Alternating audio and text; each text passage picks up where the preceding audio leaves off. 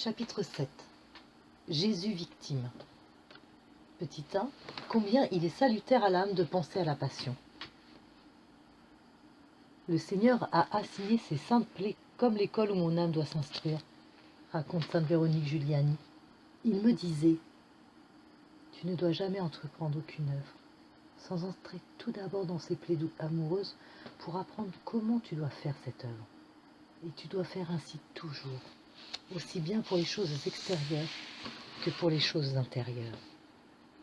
Tu es mon épouse, dit un autre jour le Sauveur à la même sainte. Quand tu te mets à faire oraison, tu dois de suite prendre place dans mes plaies, car elles sont les chambres de mes épouses, de toutes les âmes qui me sont chères. Mais tous ne profitent pas également de la pensée des souffrances de Jésus. Ma passion, a-t-il dit à Gertrude Marie, reste et restera toujours un mystère, parce que jamais les hommes ne comprendront tout ce que j'ai souffert pour eux. Une âme ne comprendra mes souffrances que dans la mesure où elle y participera. Ma fille, dit Jésus à Marguerite de Cortone, tant que tu es demeurée près de ma croix, je t'ai enrichi des dons de ma grâce, et je t'en eusse donné davantage si tu ne t'en étais pas éloignée. Retourne donc à cette croix, selon ton habitude, et reste à ses pieds depuis le milieu de la nuit jusqu'à None. Là, tu recevras les dons spirituels et les vertus dont je t'ai déjà ornée, c'est-à-dire la lumière de la vérité pour toi et pour les autres, et la force invincible contre les tentations à venir. Vois-tu, bénigne, dit Jésus à l'humble visitandine, rien ne me plaît davantage que de voir dans les hommes le souvenir de mes travaux et de ce que j'ai enduré pour eux. Ceux qui ne s'éloignent de cette pensée me ravissent, autant qu'il est en leur pouvoir, la gloire que je me suis acquise par mes souffrances et qui m'a donné le nom de Sauveur du monde. Un jour de vendredi saint, Marie-Catherine Putigny, contemplant l'agonie de Jésus, entendit le divin Sauveur lui tenir ce langage. Beaucoup de personnes se trompent en croyant qu'il suffit de regarder ma bonté et de verser quelques larmes sur les souffrances que j'ai endurées. Le vrai amour veut les partager avec moi. Il accepte toutes les peines, les humiliations, les ignominies, et les unissant à celles que j'ai éprouvées, il les offre à mon Père éternel. Petit 2. Les préférences de Jésus sont pour ceux qui méditent sa passion. À saint Angèle de Foligno fut dite cette parole. Tous ceux qui aimeront et qui partageront ma pauvreté, mes douleurs, mon abaissement, sont mes fils légitimes et ils seront les tiens. Les autres ne le sont pas. Ceux qui auront fixé l'esprit sur ma passion et sur ma mort, en dehors desquels il n'y a pas de vrai salut, ceux-là sont mes enfants légitimes. Les autres ne le sont pas. Une autre fois, Dieu lui dit, à tes fils présents et absents, je donnerai le feu du Saint-Esprit. Il les enflammera tous.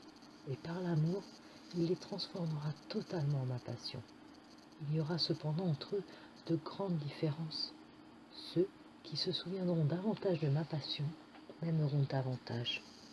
Ceux qui m'aimeront davantage me seront plus unis.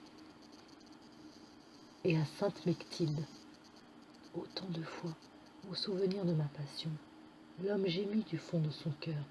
Autant de fois, il semble appliquer une rose fraîche sur mes plaies, et il en part pour atteindre son âme un trait d'amour qui lui fait une blessure de salut. À la vénérable Agnès de Langeac. C'est moi qui suis l'amour même. Je l'ai montré dans l'excès de ma passion. Ô bienheureux sont ceux qui s'y entretiennent, quoique le nombre en soit fort petit. Ceux qui la méditent n'auront pas peur des dernières paroles que je dirai aux pécheurs lors du dernier jugement. Mechtilde, ayant demandé au Seigneur ce qui lui plaisait le plus en l'homme, il répondit « C'est qu'il médite avec un profond sentiment de reconnaissance et garde dans une perpétuelle mémoire tous les actes de vertu que j'ai accomplis sur la terre, toutes les peines et les injures que j'ai supportées pendant 33 ans. Et quelle misère j'ai vécue, quel affront j'avais à supporter de mes créatures, et enfin que je suis mort en croix de la mort la plus amère, pour l'amour de l'âme de l'homme que j'ai acheté de mon sang précieux, afin d'en faire mon épouse. que chacun, et pour tous ses bienfaits autant d'affection et de reconnaissance que si j'avais souffert pour son salut à lui seul. Notre Seigneur fit connaître à sœur Marie-Marthe Chambon ses desseins sur elle en lui disant « Je t'ai choisi pour réveiller la dévotion à ma sainte passion dans les temps malheureux où vous vivez. Je veux que par cette dévotion, non seulement les âmes avec lesquelles tu vis se fassent saintes, mais beaucoup d'autres encore. Ma fille, chaque fois que vous offrez à mon Père les mérites de mes divines plaies, vous gagnez une fortune immense. Que celui qui est dans le besoin vienne avec foi et confiance, qu'il puise constamment dans le trésor de ma passion. Voilà de quoi payer pour tous ceux qui ont des dettes. Il ne faut pas craindre de montrer mes plaies aux âmes. Dans la contemplation de mes plaies, on trouve tout pour soi et pour les autres. J'accorderai tout ce que l'on me demandera par la dévotion aux plaies. Ceux qui les honorent auront une vraie connaissance de Jésus-Christ. Petit 3. Jésus invite l'âme fidèle à contempler l'une après l'autre toutes ses souffrances. Les premiers jours de carême de l'an 1631, Jésus, voulant unir à lui la vénérable Anne-Marguerite Clément, lui dit qu'il allait à la montagne de la Lyre et qu'il voulait qu'elle y montât avec lui pour y être instruite par la prière et la mortification à combattre ses ennemis. Il l'invita à l'accompagner au jardin des Oliviers pour réparer, par l'assiduité de son amour, la fuite honteuse de ses apôtres. L'ayant mené dans la maison du pontife, elle s'appliquait à regarder les liens dont il était environné. Mais Jésus lui dit « Ce ne sont pas ces cordages qui me servent, mais les liens de l'amour. L'amour est fort comme la mort. Vois-tu jusqu'à quel point mon amour me captive? Comprends par là combien ce même amour te doit captiver. » L'appliquant ensuite aux indignités que les Juifs commirent contre Jésus, il lui montra que l'amour des créatures faisait la même chose dans son cœur. Car, lui dit-il, ton âme étant mon image, n'est-ce pas la défigurer de souffrir que d'autres que moi y fassent impression? Et il lui fait alors comme une application de sa face divine sur son âme pour y réimprimer de nouveau ses traits. Continuant sa marche sur les pas de son époux, elle entra avec lui au prétoire, où son cœur se trouva accablé de douleur en voyant les douleurs de son sauveur flagellé. Mais ne voulant pas qu'elle s'y appliquât plus longtemps, il lui dit « Egrediamur in agrum, surgamus advenieam. Sortons dans les champs, allons à la ville. Cette ville, lui dit-il, est ton âme où mon amour me presse tant d'arriver. Mon travail et mes soins l'ont défriché. Ma passion et ma mort l'ont mis en état de produire son fruit. Mais je prétends que ta ferveur et ta fidélité soient les deux mains qui la cultivent pour m'en faire goûter les fruits. » Revenant au ministère de la flagellation, elle pressait son époux de lui dire pourquoi elle souffrait de si grands tourments pour des créatures ingrates. « Qui aime en Dieu ?» lui dit le divin Sauveur, puis la faisant mettre au pied de la colonne. « Je suis l'arbre de vie, chargé de fruits excellents, à l'ombre duquel je veux que tu reposes. » Et il lui fit comprendre que les fruits dont il parlait étaient les mérites de sa passion et de sa mort. Enfin, il lui montra ses plaies comme autant de portes ouvertes où il l'invitait d'entrer pour pénétrer jusqu'à son cœur. Puis il la pressa d'être à lui sans partage. « Car, lui dit-il, quand tu te lies à une créature, tu me fais souffrir la même violence que j'éprouve lorsqu'on m'arracha mes vêtements après ma flagellation. » Enfin, l'ayant conduite au calvaire, il prit la croix et la planta dans son cœur, afin qu'étant toujours à l'ombre de cet arbre de vie, elle goûta toujours la douceur de ses fruits. Petit 4. Jésus fait à ses amis la confidence de ses douleurs. Jésus se montre à Madeleine Vigneron tout déchiré, couvert de plaies et de sang depuis la tête jusqu'aux pieds. Et il lui dit « Vois ma fille, et reconnais ton cher époux crucifié. Voilà les blessures que mon peuple infidèle me fait quand il m'offense mortellement.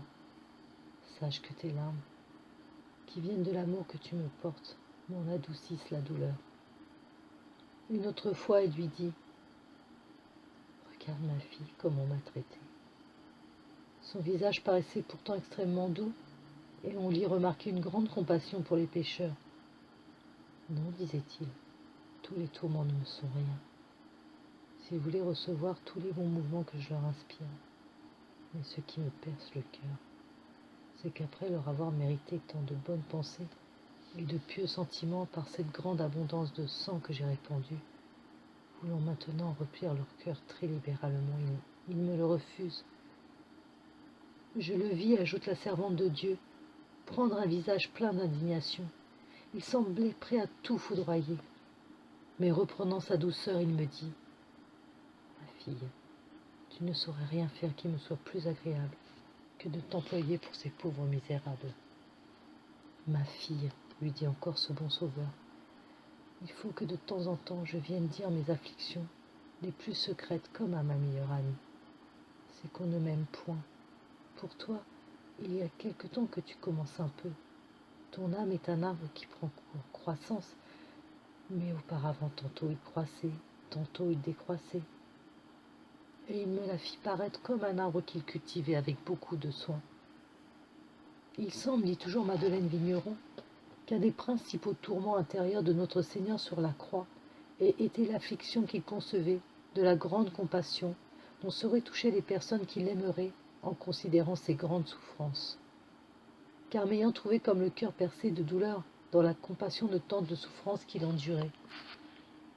Ma fille, m'a-t-il dit, j'ai tant de douleur de ta tristesse que je vais bien pour ta consolation te témoigner que mes souffrances sont à toi et qu'elles t'appartiennent, car je t'abandonne peine, souffrance, mérite.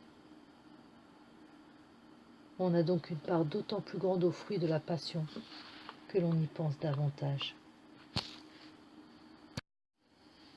Petit 5. Jésus a souffert toute sa vie. Notre Seigneur dit à Marguerite de Cortone, « Tu dis, ma fille, que mon amour m'a contraint à souffrir et que le zèle de vos âmes m'a poussé de faire tout ce que j'ai fait. Sache donc alors que si je suis venu te chercher au prix des angoisses les plus terribles, toi aussi, tu veux venir à moi par la voie des amertumes et des afflictions. Ne cesse pas de prêcher ma passion et dis à chacun que j'ai passé toute ma vie dans les travaux et les souffrances. » Notre Seigneur dit à Françoise de la Mère de Dieu, « Je n'étais pas comme les autres enfants. Étant dans le sein de ma mère, j'avais une claire connaissance de la captivité que je subissais et de tout ce que je souffrirais dans le cours de ma vie, des injures, des coups de fouet que je devais recevoir en ma passion. Je savais que je serais couvert de crachats, moqué, blasphémé et crucifié. Je connaissais l'ingratitude et les péchés de tous les hommes, et dès lors je satisfaisais pour eux. » Le Seigneur ajouta, « Les hommes étaient avant ma mort plus excusables qu'ils ne le sont à présent, car ils n'avaient pas autant de connaissance de moi, mais présentement qu'ils connaissent ce que j'ai fait et souffert pour eux. Leur ingratitude est grande. Je ne peux plus souffrir pour eux. Souffrez au lieu de moi et pour moi. Oh ma fille, si vous saviez combien le nombre est grand de ceux qui m'offensent et combien il y a peu d'âmes en qui je trouve lieu de faire tout ce que je veux. » Jésus dit à Jeanne Bénigne, « Je voulais souffrir, et sans ménagement, jusqu'à la fin de ma course mortelle. Mes douleurs ne seront jamais bien comprises, et leur vue fera une des plus grandes parties de votre béatitude durant l'éternité, car vous connaîtrez alors l'amour que j'ai eu pour les hommes, parce que j'ai souffert pour leur salut. » « Tu es bien fatiguée, Marguerite, dit Jésus à la sainte pénitence, mais je me suis fatigué davantage en suivant le chemin de la croix, car mes peines ont été plus prolongées que ne l'indique la Sainte Écriture. En effet, depuis la résurrection de Lazare, je lisais dans le cœur de mes ennemis toutes les tortures qu'ils me préparaient. Et mon âme, unie à ma divinité, se représentait tantôt la trame de leur trahison, tantôt les menaces, les fouets, les cris de mes ennemis. Je voyais les clous et les épines. Je sentais l'amertume de fiel, le poids de la croix et le fer de la lance. La pression de ces tourments sans nombre me causait une telle peine que mon corps lui-même en subissait le contre-coup. sans cependant que mes disciples s'en aperçussent. La sœur Madeleine Orsini était depuis longtemps dans une grande tribulation. Jésus lui apparut attaché à la croix. L'exhortant par le souvenir de sa passion à souffrir avec patience, la servante de Dieu lui dit « Mais Seigneur, vous n'avez été que 3 heures sous la croix, tandis que moi j'endure cette peine depuis plusieurs années. » « Ah, ignorante, que dis-tu » reprit le Seigneur. « Depuis le premier moment que je fus dans le sein de ma mère, je souffris dans mon cœur tout ce que j'endurerai plus tard sur la croix. Même quand il dormait, dit saint Barnabas, la croix ne cessait de tourmenter ce cœur aimant. » Petit 6. Avec quel amour Jésus a enduré sa passion. Parole du Sauveur à sainte Brigitte. Aime-moi de tout ton cœur, car je t'ai aimé. Je me suis librement donné à mes ennemis. Quand je voyais la lance, les clous, les fouets et d'autres instruments préparés pour ma passion, je m'en approchai néanmoins avec joie.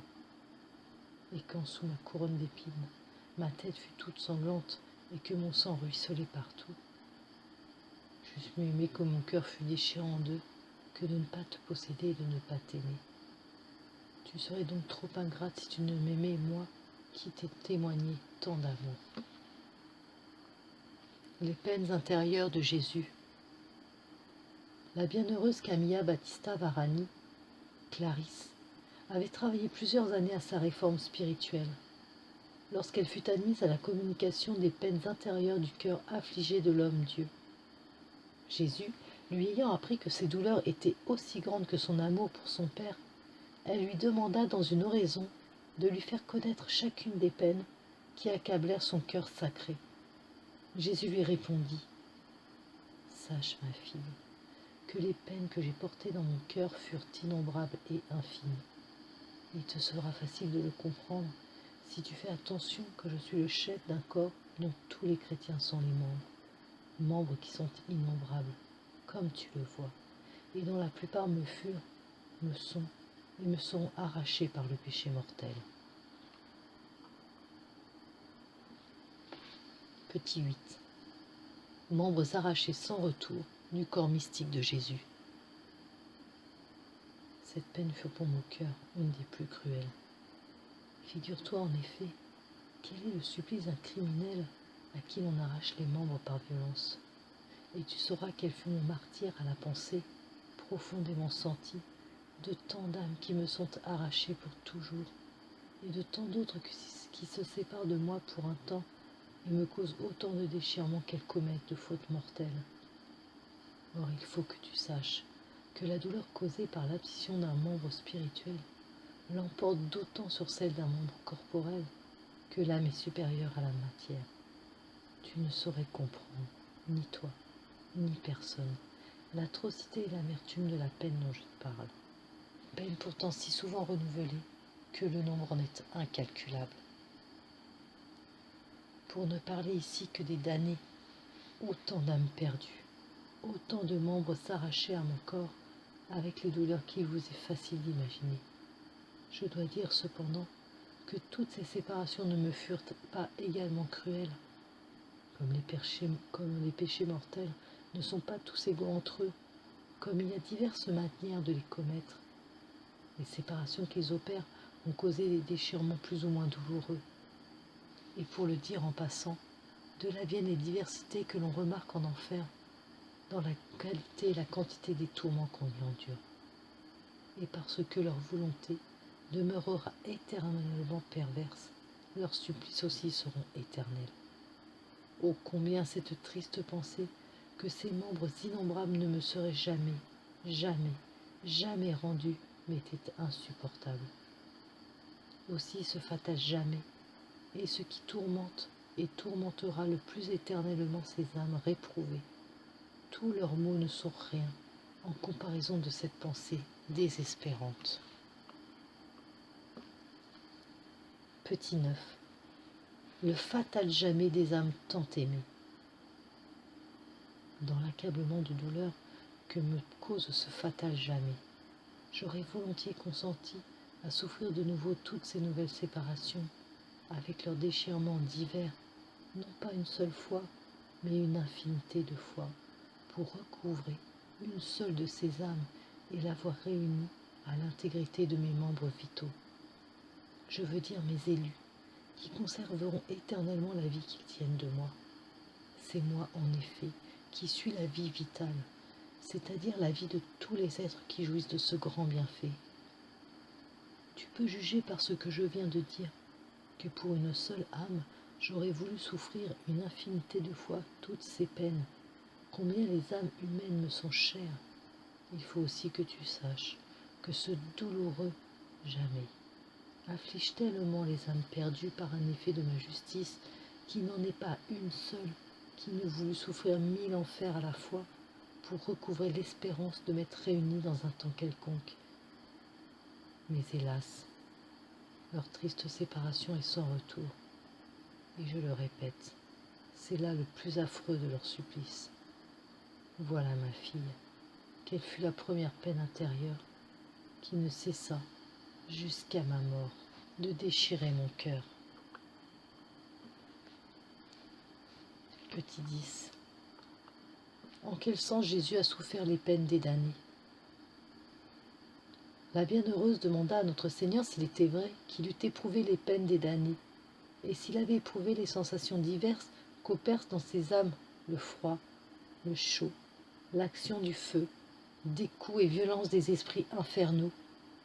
Jésus répondit: Je n'ai pas senti, ma fille, la diversité des supplices que souffrent les damnés de la manière que tu l'entends. Cela même ne pourrait pas être, puisqu'il s'agit de membres morts et séparés de moi qui suis leur chef. Je t'expliquerai ma pensée par la comparaison suivante. Si un de tes membres était dévoré par quelque douleur atroce, tu la sentirais vivement jusqu'à ce que le chirurgien le retranchait de ton corps.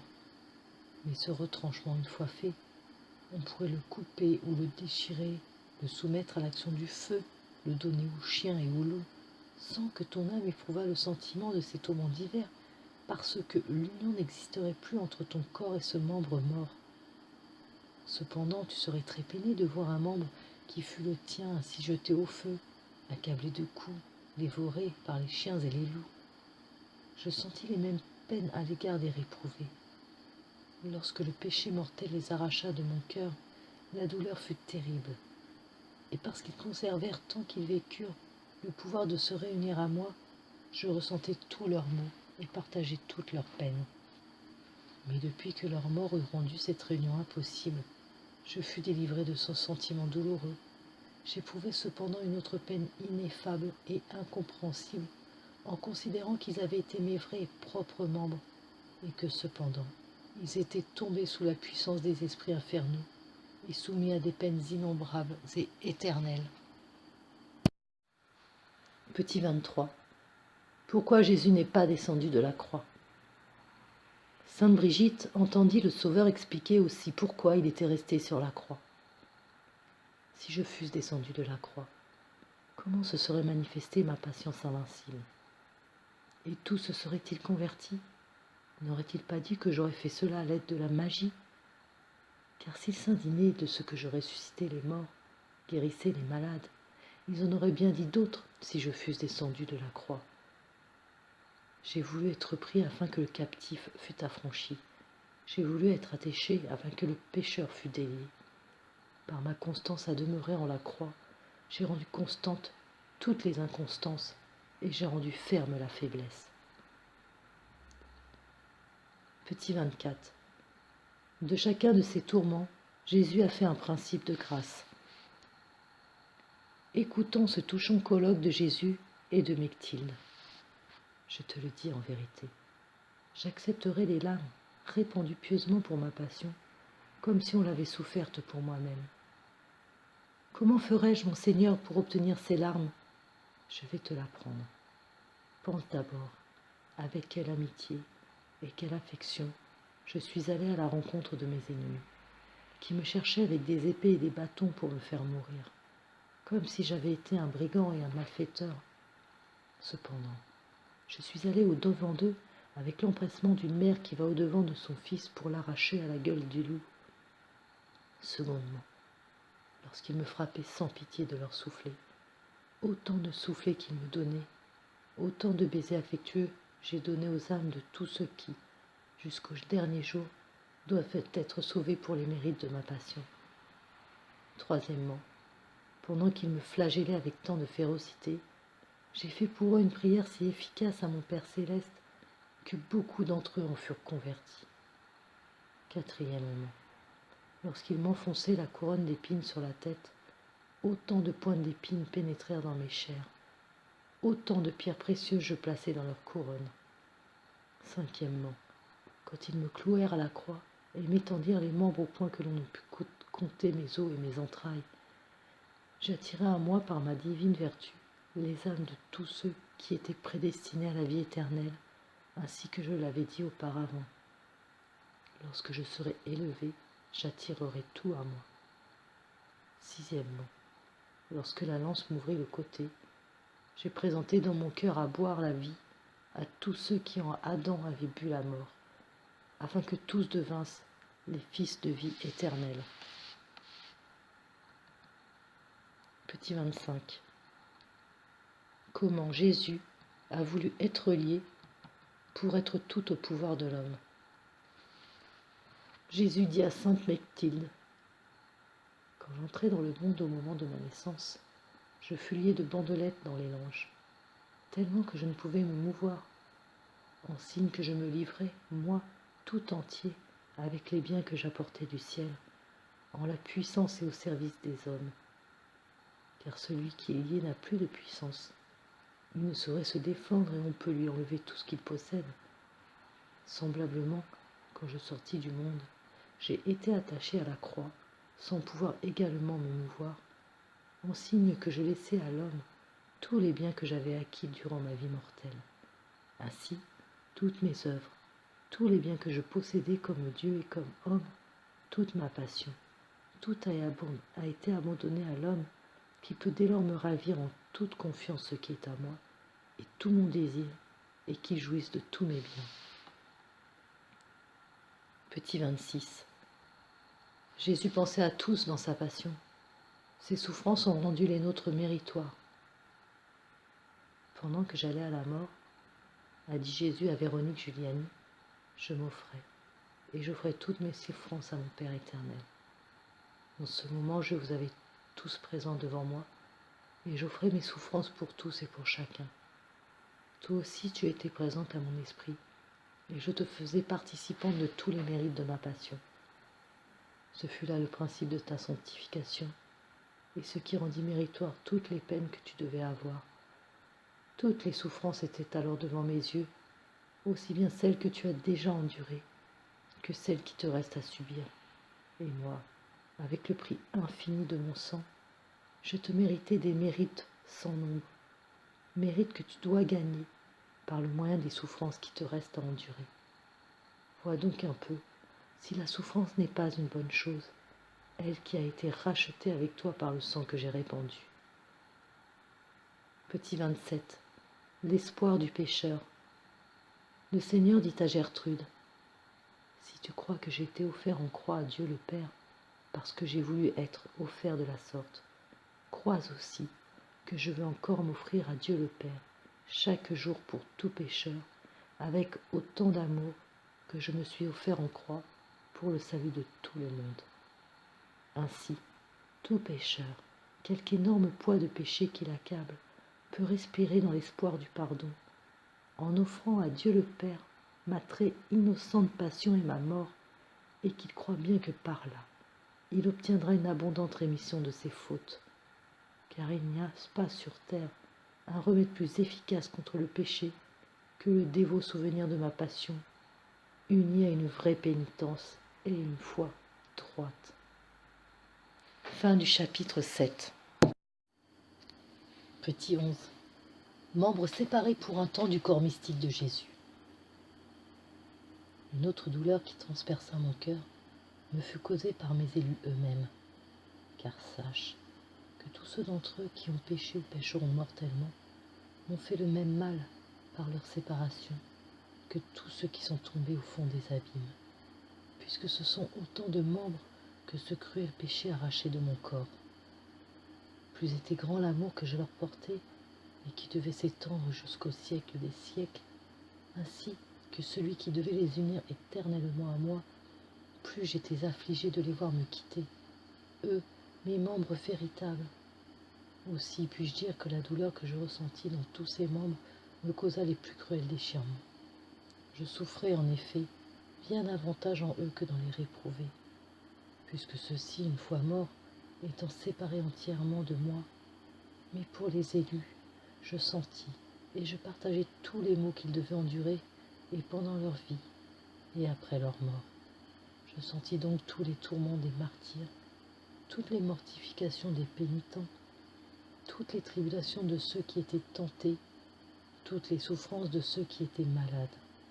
Je partageai leurs persécutions, leurs infamies, leurs travaux, leurs dangers, leurs fatigues. En un mot, toutes les afflictions petites et grandes dont ils étaient accablés, comme tu sentirais les coups qui seraient donnés à tes yeux, à tes mains, à tes pieds ou à quelque autre de tes membres. Pour avoir une idée de ces peines, suppose, ma fille, que tu eusses 1000 yeux, 1000 pieds, 1000 mains, et ainsi de tes autres membres, et que tous furent torturés à la fois par des moyens aussi atroces que variés. N'est-ce pas que ce supplice te paraîtrait intolérable? Eh bien, ma fille, mes membres ne se comptent pas par milliers et par millions, ils sont innombrables. Il est de même impossible de compter les peines des martyrs, des confesseurs, des vierges et de tous les autres élus. Cela va presque à l'infini. Conclus donc que, de même que personne ne peut comprendre quelles sont dans le paradis les jouissances, les gloires, les récompenses accordées aux bienheureux, ainsi ne se peuvent savoir ni comprendre les peines intimes que j'endurais pour mes élus, lesquelles, par la divine justice, devaient être proportionnées à ces jouissances, à ces gloires et à ces récompenses célestes. Petit 12. Jésus partageant toutes les douleurs de ses élus. Mais mon cœur ne se borne pas à sentir toutes ces afflictions de leur vie. Il sent également la diversité et la multiplicité des tourments qu'il leur reste à subir dans le purgatoire, selon la qualité et le nombre de leurs péchés. Car ces âmes ne sont pas des membres morts et séparés de leur corps, comme celles des damnés, ce sont des membres vivants, spirituellement unis à moi, et dont j'endure par conséquent toutes les souffrances. Voilà, ma fille, ma réponse à ta question. Tu m'as demandé quel sentiment j'avais de toutes ces peines. Je t'ai répondu que je ne sentais pas les souffrances des réprouvés, mais celles que mes élus devaient endurer dans le purgatoire. Je les partageais. Du reste, il n'y a aucune différence entre les peines de l'enfer et celles du purgatoire, si ce n'est que les premières dureront toujours, tandis que les dernières ne dureront qu'un temps, et que les habitants de l'enfer sont réduits au désespoir, pendant que les âmes du purgatoire restent demeurées contentes, résignées. Elles souffrent en paix et rendent grâce à la justice de Dieu. Mais c'en est assez sur cette peine. Petit 13. Pensée des douleurs causées à Marie, sa mère. Écoute, ma fille, il me reste à te raconter d'autres peines qui me furent aussi bien amères. Quel glaive aigu transperça mon cœur toutes les fois que je vis la douleur que mes souffrances et ma mort devaient causer à ma pure et innocente mère, car personne ne compatit aussi douloureusement qu'elle au supplice de son fils. Aussi dans le ciel, nous l'avons couronné de gloire, élevé au-dessus de tous les anges et de tous les hommes. C'était justice, et ainsi faisons-nous toujours. Plus une créature est affligée, humiliée en ce monde pour l'amour de moi, plus elle est exaltée et batifiée au royaume éternel.